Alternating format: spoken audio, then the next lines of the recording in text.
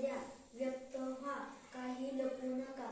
गुरुदेव रवींद्रनाथ टागोर यांनी कित्येक वर्षापूर्वी केलेल्या कवितेतील शब्द आहेत. जिथे मन असे भयमुक्त आणि ताठ उभे आहे, मस्त मानवनिर्मित असो अथवा नैसर्गिक, कोणतेही संकटे मनुष्याला संपूर्ण टाकू शकत नाहीत.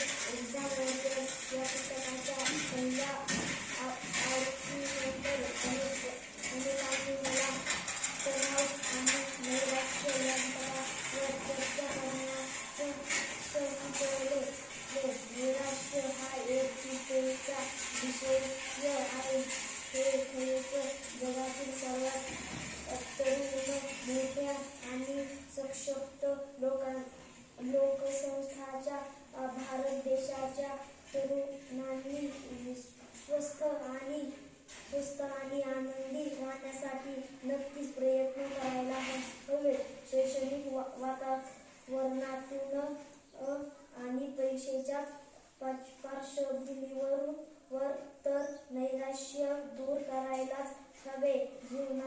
जीवनातील हव्याने आणि प्रचंड सामाजिक दबावातून युवक लवकर निराश होतात.